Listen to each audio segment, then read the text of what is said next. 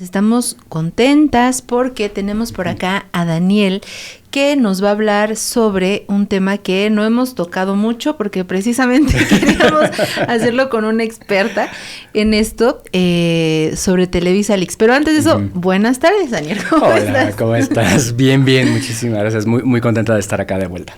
No, también nosotras acá, muchas gracias por tomarte el tiempo de venir. Y pues esto, tú eres especialista en medios y precisamente recientemente publicaste pues un artículo sobre esto de Televisa Leaks, ¿no? Sí. Y en esta importancia, eso, de cuestionar la importancia, veíamos también en la semana a Carmen Aristegui que pues como un poco reprochando que no se había dado como tanta visibilidad a este tema desde la conferencia de prensa mañanera, hubo ahí muchas respuestas. Pero tú vas más al fondo, ¿no? Todavía más al fondo a hablar sobre la urgencia del periodismo de medios crítico, ¿no? O sea, el por qué de pronto vemos lo que vemos, consumimos lo que consumimos, qué hay detrás de todas estas discusiones. Entonces, Daniel, por favor, explícanos qué pasa con todo esto. Ok, para la gente que quizá haya perdido qué pasó con Televisa Leaks, pues fue una investigación que partió, exclusiva de Aristegui Noticias y su equipo de investigación, que partió de una filtración de 5 terabytes de información. Es un océano de información. Similar en el tamaño a lo que fue Guacamaya Leaks en 2023, si mal no me acuerdo. Y a partir de lo que encontraron en esa filtración y un testimonio directo de una persona que trabajaba en ese equipo de trabajo, revelaron, entre otras cosas, que dentro de Televisa había un equipo especializado en construir campañas desinformativas y ya sea para construir prestigio o para destruirlo a figuras políticas y empresariales, cuyos objetivos eran determinados por Televisa y por sus intereses empresariales, intereses políticos, intereses una y mil cosas, ¿no? Creo que algo que pasó con este reportaje, o sea, en cuanto sale, fueron 2 días de que no se paró de hablar del tema, pero justamente como esto que hemos visto que pasa todo el tiempo, ¿no? Un medio saca una investigación súper interesante y todos los medios replican, salió esta investigación, está bien interesante, y ya, al 2 días después desaparece. Y algo que pasó mucho y que yo vi que estaba pasando en redes era que la gente estaba como que sorprendida de que, pues es que esto ya lo sé, ¿no? O sea, ya sabemos que Televisa miente, ya sabemos que Televisa construye personajes o destruye personajes también, ¿no? Y algo que se me hace súper interesante y súper necesario que hizo el equipo de Aristegui es justamente no irse con la presunción de que ya la gente iba a saberlo, ¿no? Sino que tener los datos duros, la evidencia, las capturas de pantalla, los correos, donde eso se confirma que pasa, ¿no? Las personas que trabajan o trabajábamos en medios, sabemos perfectamente que esos equipos existen en todos los medios de comunicación, ¿no? Estos equipos oscuros que se mueven ajenos, pero independientes, pero forman parte de la redacción en la nómina, porque, como justamente lo escribía yo, la misma información que necesitas para tener un medio de comunicación efectivo en el mundo digital actual es la misma información que necesitas para hacer una campaña de desinformación. Necesitas saber cómo etiquetar un hashtag, en qué momentos es mejor subirte, cómo la gente va a encontrar tu nota en Google, cómo Google va a recomendar la nota, ¿no? Toda esta información, todo este conocimiento es muy fácil que se utilice en contra de la información, del periodismo, ¿no? Y de ahí justamente era mi necesidad de... O sea, yo llevo escribiendo y hablando de esto los últimos 5 años de mi vida, porque en México no tenemos un periodismo de medios. O sea, tenemos este tipo de notas que de repente explotan porque alguien dijo, alguien habló, alguien relató lo que está pasando en... Por ejemplo, lo acabamos de ver esta semana con Reporte Índigo y este medio de perspectiva de género que fue eliminado y sus colaboradoras fueron despedidas de manera injustificada, ¿no? Las ex-EMAs que lo denunciaron y se hicieron virales, al menos en el mundo periodístico. Pero este tipo de informaciones, por lo general, no rebasan el círculo de periodistas, el círculo de políticos, ¿no? Y eso es una situación compleja porque hoy por hoy los grandes medios, y por grandes me refiero no solamente a los 5 grandes medios de México, sino en general cualquier esfuerzo digital que busque, de periodístico que busque sostenerse digitalmente, lo hacen a partir del mismo tipo de información, ¿no? La nota del TikTok viral, la nota de el chisme de un político, la nota de estas notas cliqueras, ¿no? Que la justificación que siempre hay es que necesitamos hacer esas notas para tener tráfico y necesitamos ese dinero que trae el tráfico para poder hacer periodismo. Pero lo cierto es que hoy por hoy, menos del 5, creo que es el 3% de los medios en el país tienen equipos de investigación. La gran mayoría de los medios que sobreviven, que tienen cierta tamaño, a lo mucho que llegan a tener son columnas de opinión, ¿no? Muchísimas. Y hay piezas de opinión que son muy violentas, que han sido sujetas a un montón de intentos de censura judicial, ¿no? Bueno, estas demandas que hemos visto 1 y 1000 veces colocadas a periodistas o a opinadores, pero la opinión llega hasta cierto punto. Los equipos de investigación hacen el periodismo, ¿no? O sea, no sabríamos de la Casa Blanca sin el periodismo, no sabríamos de lo que estaba haciendo Duarte durante su administración sin periodismo de investigación, no hubiéramos sabido lo del otro Duarte sin el periodismo de investigación. Los mayores escándalos políticos que han sacudido el país los últimos 30 años han sido por periodistas abocados a hacer un excelente trabajo, pero cada vez lo vemos menos porque el modelo de negocios, como les gusta llamarle, está cada vez más enfocado en construir el mismo tipo de nota todo el tiempo. Entonces, nadie quiere hacer ese esfuerzo de armar un medio con perspectiva de género. Y si sale, tiene que sustentarse a sí mismo, ¿no? De sus clics, de sus ventas. Y así no pasa, ¿no? El periodismo género en México no vende, porque es una lucha que todavía está muy viva. El periodismo LGBT no vende por sí mismo, ¿no? Se necesita una confianza plena en que el ejercicio informativo es necesario y urgente.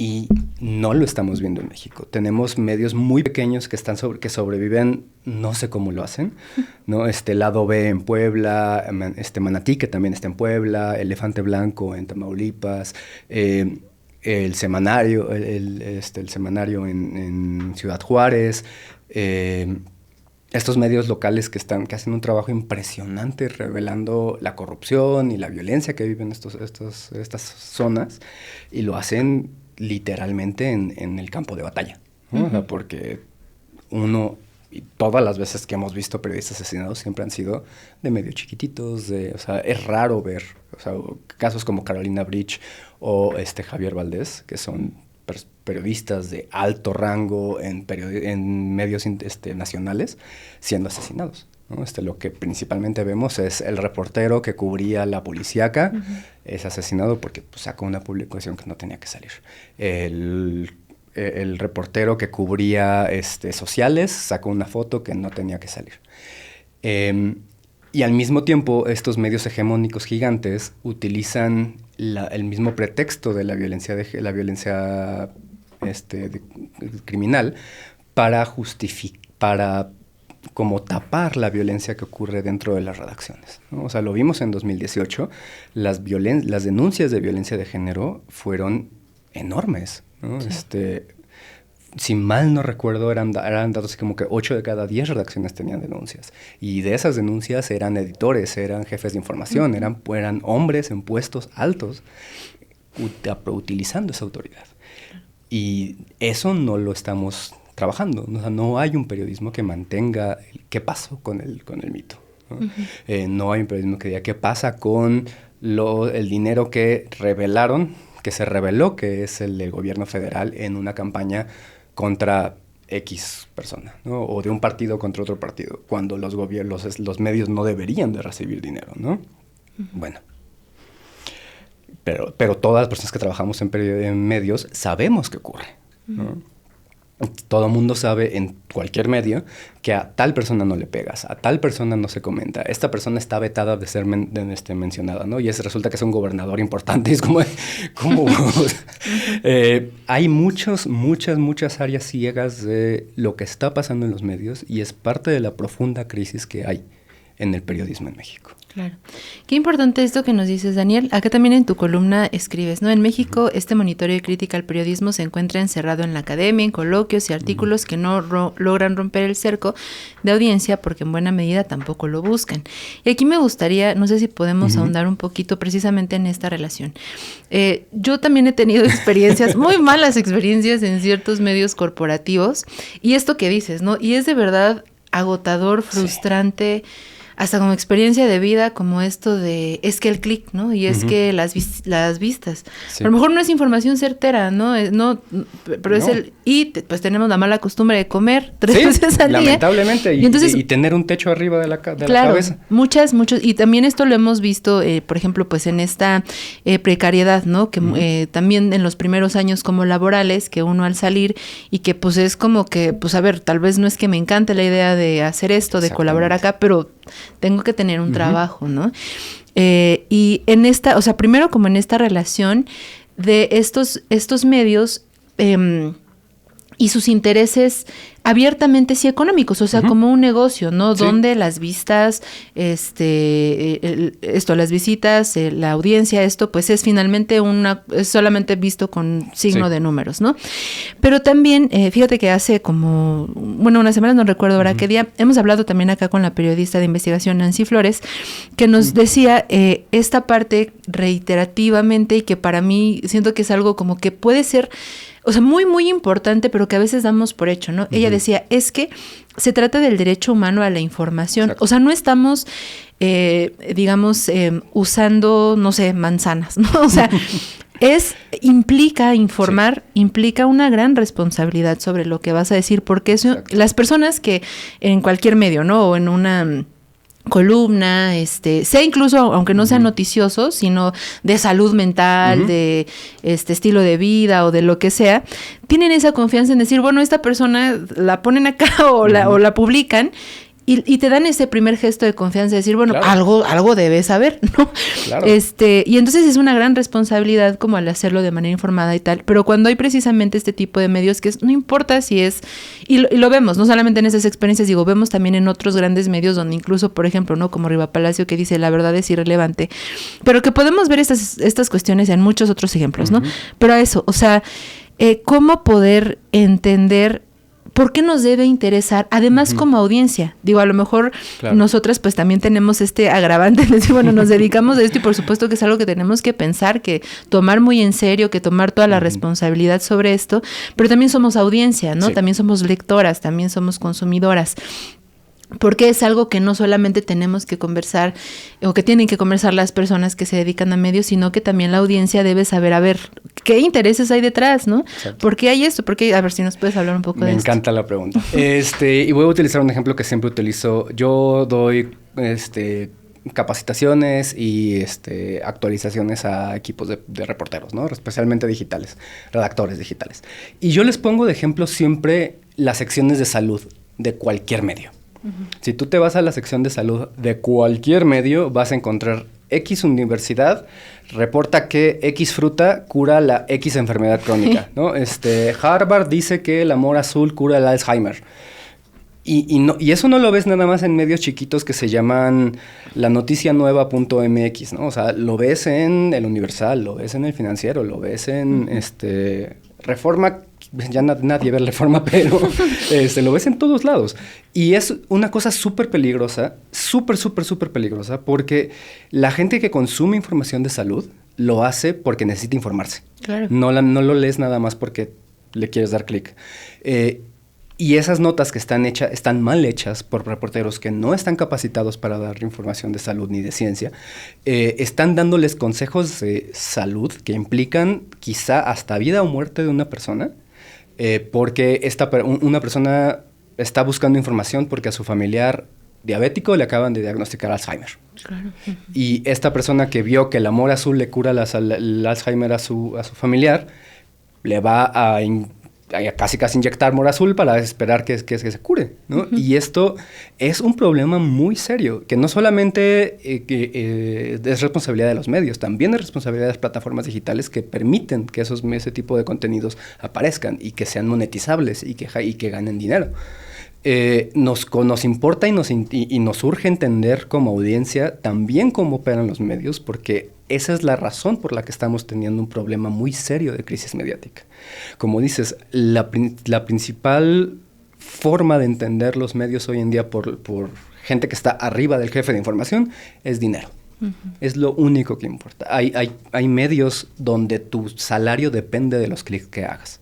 O los bonos, ¿no? Te pagan tan bajo que tienes que ganar el bono. Y el bono sabes que lo logras con la nota del amor azul o con la nota de ataque a una persona LGBT o la nota falsa de X cosa, ¿no? Entonces, si como audiencia entendemos cómo operan los medios, cómo funcionan detrás de la primera página o detrás de el reportero súper respetable del equipo de investigación, entonces también podemos ver que lo que está ocurriendo atrás ocurre en absolutamente todos los medios, ¿no? Como dices, o sea, entre el 70 y el 80% de todos los redactores que trabajan en un medio de información, hoy en día hacen ese tipo de notas. Lo hacen con un salario bajísimo, sin ninguna capacitación, y si tienes la suerte de que ese medio esté dividido en secciones y hay un equipo por sección trabajando, al menos tienes cierta expertise del día a día. Pero la gran mayoría tienes 10 redactores, 12 redactores trabajando, haciendo entre 15 y 20 notas al día. Es decir, entre media hora y 45 minutos por nota todos los días. Y como puede ser El Hoy No Circula, luego es el nuevo tráiler de la película de Marvel, luego es lo que pasó en la mañanera, luego es la ola de calor, luego es los incendios en Tepoztlán, luego es el amor azul, ¿no? Uh-huh. O sea, tienes a redactores que no son capaces de especializarse en nada porque la demanda de contenidos, de clics, es tan alta que es imposible capacitarte, que te actualices, ¿no? Y son redactores, o sea, se hace mucho este chiste en redes, ¿no? Que es el becario. Uh-huh. Pero es gente que es creativa, es talentosa, tiene capacidad analítica impresionante, y como tienen que estar haciendo este tipo de notas, no son aprovechados, ¿no? O sea, yo insisto que la crisis que tenemos en los medios la están provocando los dueños de los medios. No es una situación en la que las audiencias no leen, las audiencias no les importa. Esta forma que se tiene de denostar a las audiencias, de tratarlas peor que números también, o sea, sí. No confías en ellas, todo el mundo, o sea, nunca, en todos los medios en los que he trabajado, nunca no he tenido el comentario de, ay, pues ya sabes que a las audiencias no les importa, ¿no? Uh-huh.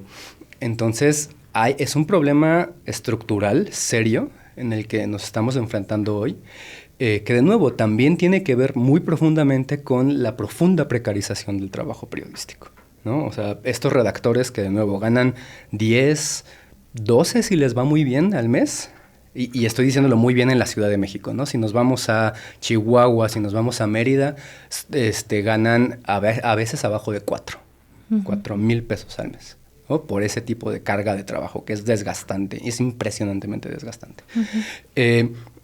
Cuando vemos esto, y es un problema que ocupa a todo el periodismo digital, que hoy por hoy no hay un medio que no tenga una sección digital. Uh-huh. Ay, perdón. Nos enfrentamos a que dependemos entonces de personalidades periodísticas cuyo ser intachable. A mí me dio hace ratito Ay, mil gracias.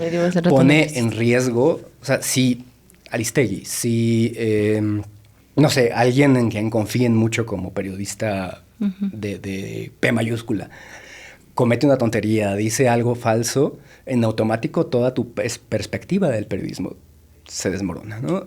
Y en México tenemos un problema muy serio también e histórico de no saber si le podemos creer a los medios, ¿no? Claro. O sea, ¿sí? Durante 80 años Televisa era ¿cómo decía Azcárraga? Era un ex soldado del PRI, ¿no? Un soldado del poder. Y Azteca nació a partir de un préstamo oscurísimo del poder. El recelo que se le tiene a los medios es natural, es histórico. Pero también sumado a la situación en la que nos encontramos hoy en día, con un Trump que construye una realidad alterna para explicar todo, por ejemplo, o medios que son creados nada más en campañas electorales, tenemos un trabajo enorme que hacer para recuperar la confianza de la audiencia y no tratarla como iliterata, como ignorante, porque es lo que se hace, ¿no? En todos los medios lo hacen. No se confía en hacer periodismo de investigación porque es que nadie lee periodismo de investigación. Es como, has leído el periodismo de investigación, a veces lo mal que se escribe, porque están, admiro muchísimo a los periodistas de investigación, hacen un trabajo increíble, pero Dios mío, tienen mala pluma a veces, ¿no?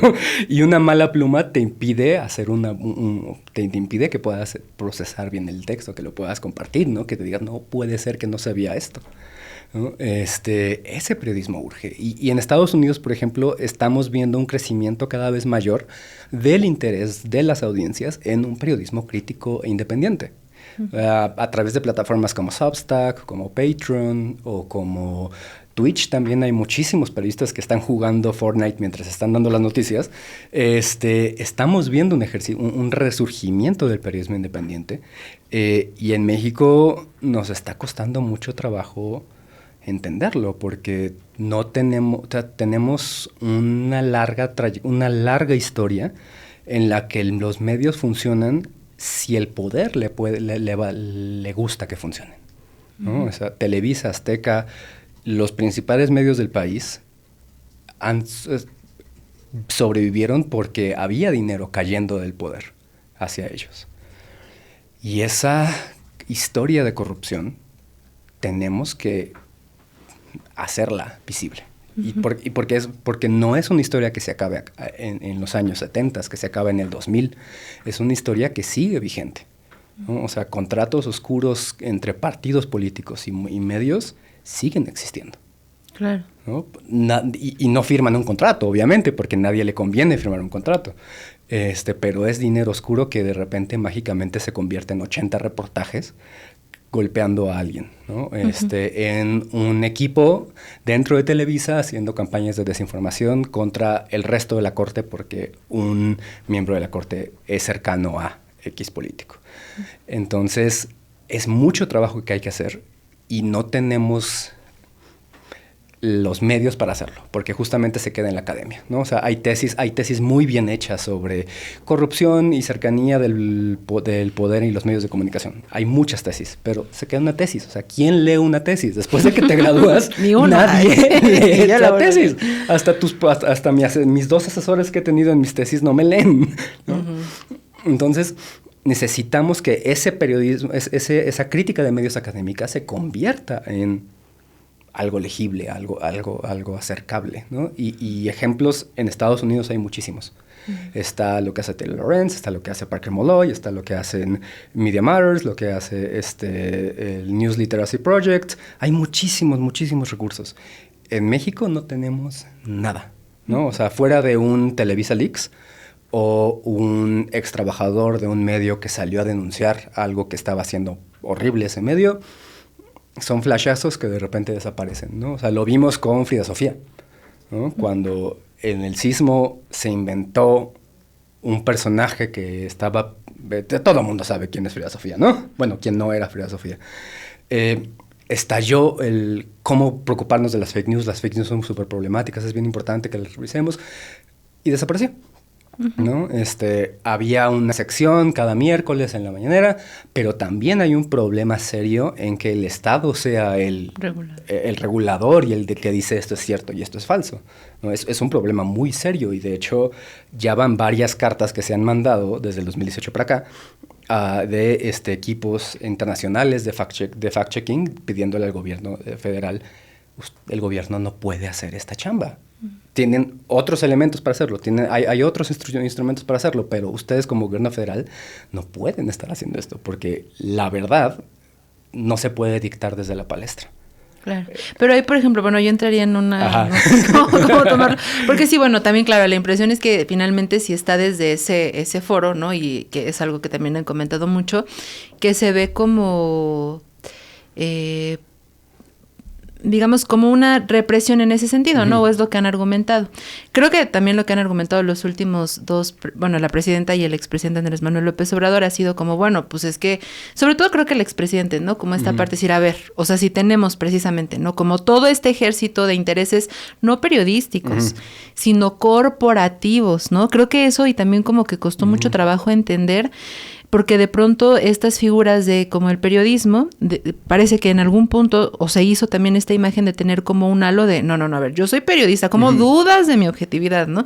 En estas grandes, corporaciones mediáticas, ¿no?